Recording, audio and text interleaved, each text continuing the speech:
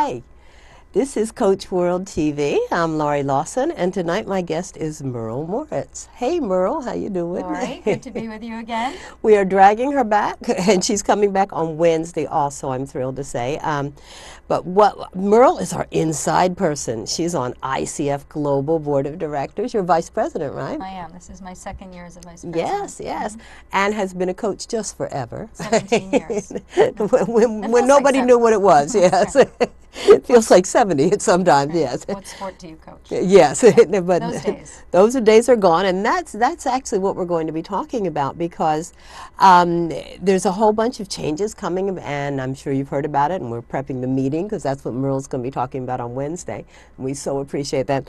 But there's a whole bunch of changes coming, and Merle sort of has the inside track, and she can give us the bigger picture. So what we want to do is just pummel her with questions and see what kind of answers we get. But Merle, first tell us, like, okay, there's a lot of energy is going into making coaching a profession, a bona fide profession. Isn't coaching already a profession? Well, it's a great question. Good. And there are many definitions of what the characteristics are of a profession. And we have made some inroads, serious inroads, on meeting some of those. For example, you have an association. So we have an association. Yay. We have multiple associations in our field of practice, but we haven't yet achieved a profession status. We may see ourselves as professionals, but what we do is a field of practice still, because number one, it doesn't have a consistent body of knowledge where everyone subscribes to the basic tenets, the specialized knowledge that we are plying our craft with. We do have some. We have, for example, a code of ethics, but that's also a characteristic of a profession. And yet we can't call that really body of knowledge. That's something that we self-regulate with. Give us an idea of what is a profession. I mean, what category would be in a profession? Lawyers? Lawyers. Doctors? Yeah. Things like that. Lawyers, doctors, there's a degree of autonomy in all of those. They are sort of service-minded, service-oriented. They are have in possession of some very specialized knowledge, which can be demonstrated through exams and training, specialized training. And there's a kind of a consistency involved. Also, it's regulated. So peer review and colleague review. So if someone is going outside the skids of what one would hope is a professional doctor or professional accountant or a professional coach, we're moving in that direction, we can pull the reins in on that and say this is not professional behavior. This is not what our profession wants to stand for. This is not what we want to be seen as. So those are some of the professions. Nursing is a profession. Social work is a profession. Is something like CPA, I mean, they all have They're licensed, and so that, and that's where ICF is moving, or? Licensure is another story. I'm not sure we're going to move in that direction, but we do have certifications. We have this credentialing. And that's been, we put that in place quite a few years ago, particularly because there were bodies looking at us and saying, this is an unregulated field of practice, and maybe it should be regulated. Psychologists who are doing many of the things that professional coaches do, but they were also operating as mental health professionals, we are not, were kind of concerned and skeptical about this encroachment, I believe, in the field of psychology. It seemed like we were practicing counseling without a license. Ah, yes, yes. Right. And some people still, and I know other countries sometimes look at us that way also. It's like, wait a minute. Yeah.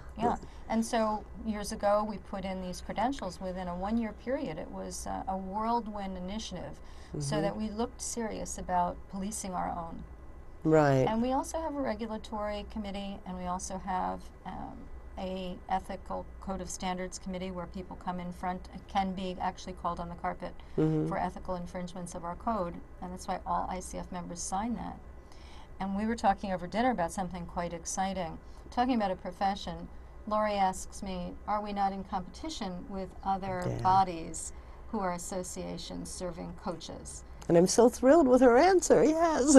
Well, as of the 2012-2013 strategic plan for the Global ICF Board, we have said that in service of humanity flourishing, which is our vision statement, we lead the global advancement of the coaching profession.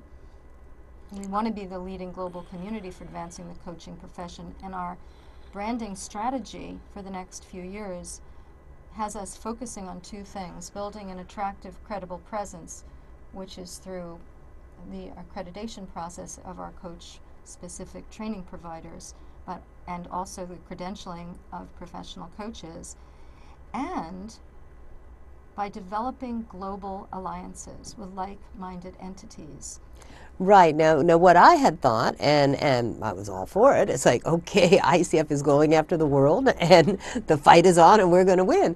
But I'm so thrilled to hear that that's not the plan at all. It's No. like, it's to build an alliance with the other coaching affiliations that are out there, and then Absolutely. just bond together. And it's, I'm of course that's the coaching way, and I should have known, but the idea of a fight was kind of fun. It's like, all right. Well, we have a wonderful success story as one of our first alliances, and that Ooh. is with the European Mentoring and Coaching Community, and an association based in Europe, and serving a population similar to ours. And the exciting thing there is we've joined to have a common code, ethical code of conduct, and the European Wow. Union has approved our one code, which is what it's called. So this is really the thing that we are most proud of right now. Now, is that a variation of the code of ethics that the United States has, or is that the same? Well, the global ICF community has a code of ethics, and the EMCC has its code of ethics. Okay. But we have agreed that we would subscribe to ours, basically, Cool. for global work in partnership. Oh, okay. And Fantastic. so, yeah, but it is spiraling into many other kinds of affiliations with EMCC. So stay tuned to that. We'll have to have her back.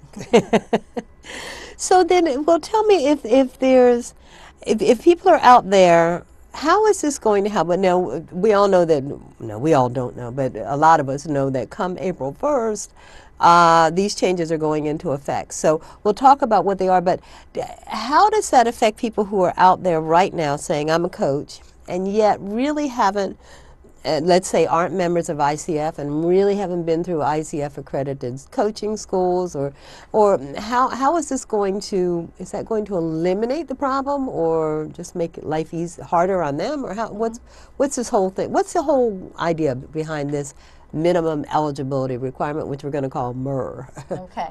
What's behind that is this whole idea of advancing a profession. And to advance a profession, to have a profession, as we were talking about a few minutes ago, there have to be some agreed upon standards. And Okay. one thing we don't have right now is we don't have anything in ICF membership that says, it says basically you're a coach if you say you are, and if you pay your membership dues and you sign the code of conduct. I always say Joe the plumber could be an ICF member, and he could right now. And it's been long thought of by people actually coaching longer than the ICF has been around, that there are some standards, and perhaps we need to ask people to step up to the plate.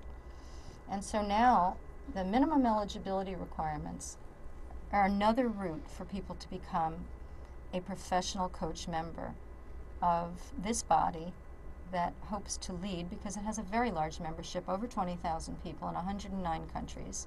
We hope to lead this joint effort, because everyone who's a coach on the planet wants it to stay around. It doesn't want to be reduced. We don't want our field of practice reduced to a fad.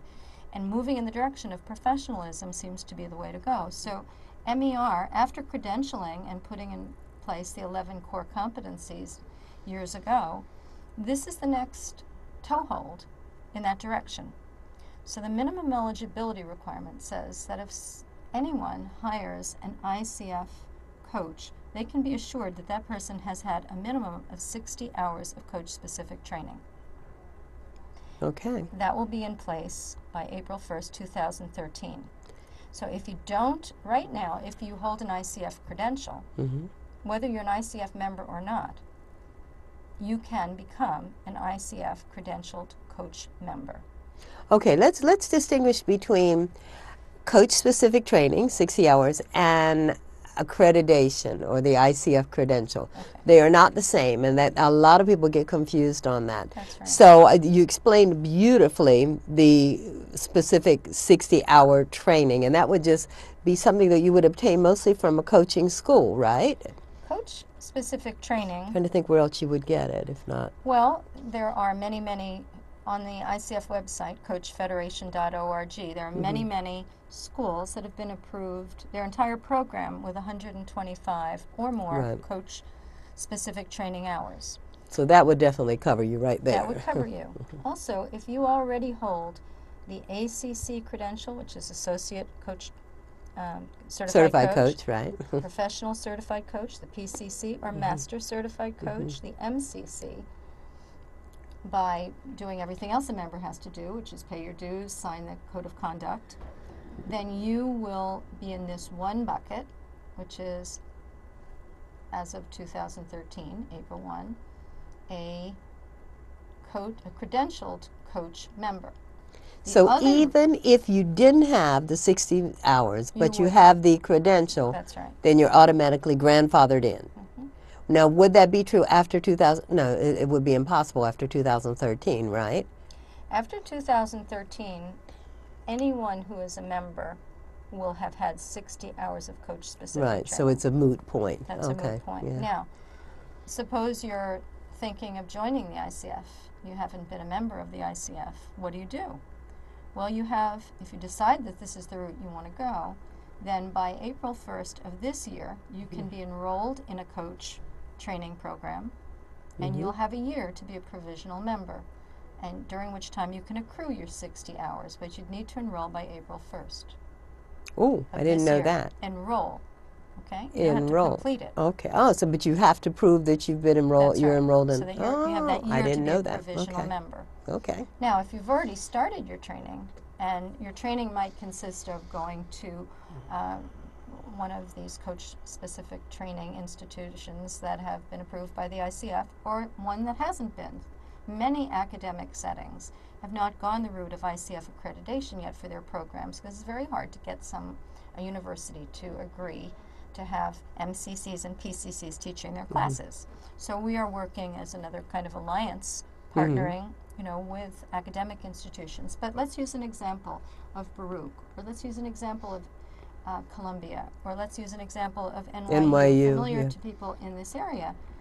Suppose you started to take some coach training in one of these establishments, and you've gotten under your belt maybe 30 hours. What do you have to do?